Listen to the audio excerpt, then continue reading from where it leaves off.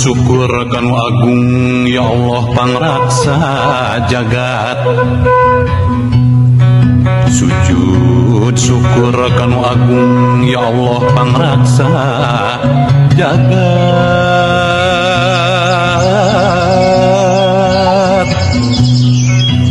Girimis citangis jisim ngaprong nasilantangan.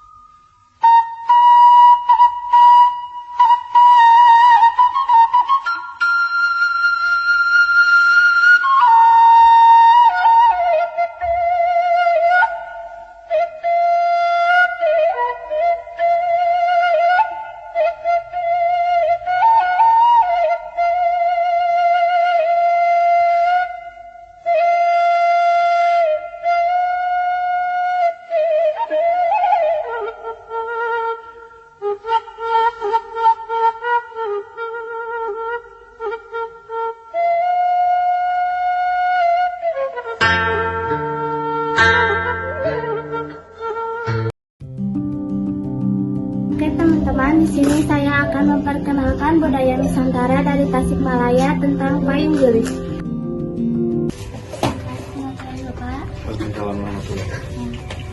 Sebelumnya saya senang sekali bisa berkunjung ke payung gelis ini. Sebelumnya bolehkah sedikit mewawancarai Bapak? Boleh. Yang pertama, Bapak sudah berapa lama mulai menekuni pembuatan payung gelis ini? Kalau saya sendiri sih masih baru ya, di 2018-an benar-benar terjun ke payung gelis. Tapi memang sejak kecil saya sudah diajarkan sama orang tua untuk seni payung gelis.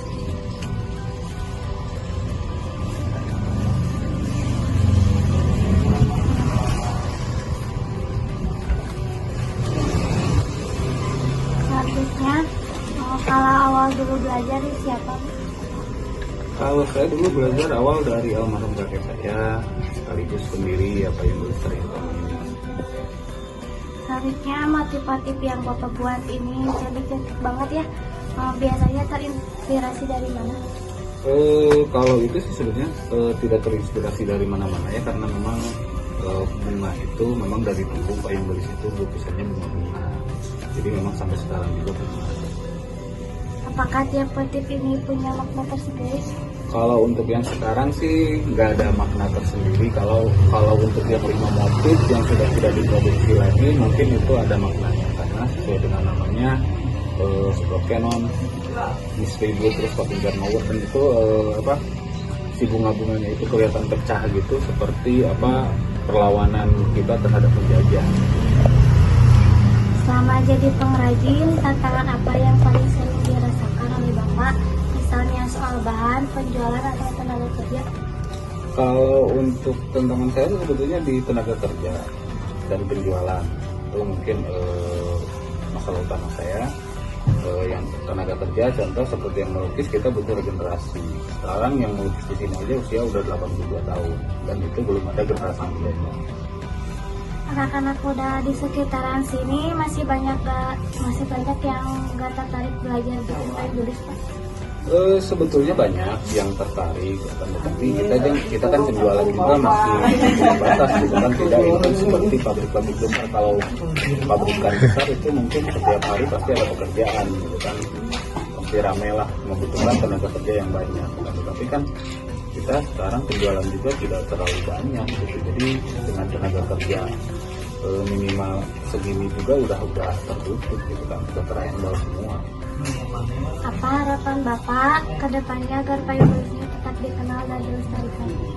Harapan saya mungkin buat teman-teman mahasiswa supaya terus gencar mempromosikan payung gelis ini, karena tanpa kalian pengrajin payung gelis ini tidak akan dikenal terus. Untuk sejarahnya bagaimana tentang payung gelis ini?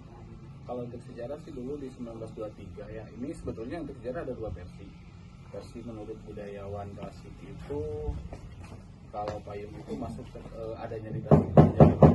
Tapi kalau menurut versi almarhum kakek saya itu 1923 1923 masuk ke Tasik, dan waktu itu namanya juga bukan payung gelis tapi payung siem.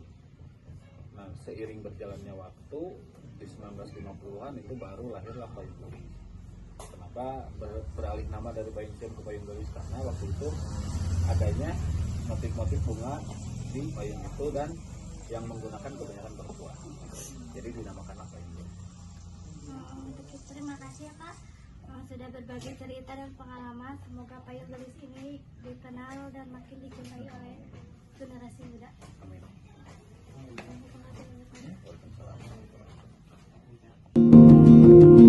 Kalau untuk sejarah sih dulu di 1923 yang ini sebetulnya untuk sejarah ada dua versi.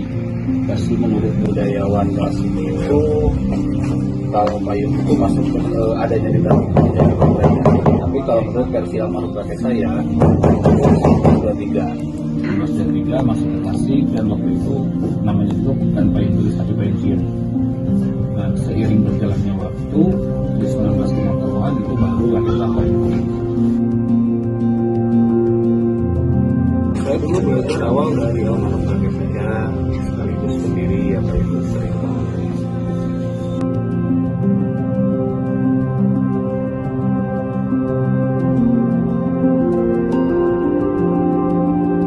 buat teman-teman mahasiswa supaya terus gencar mempromosikan apa payung gelis ini karena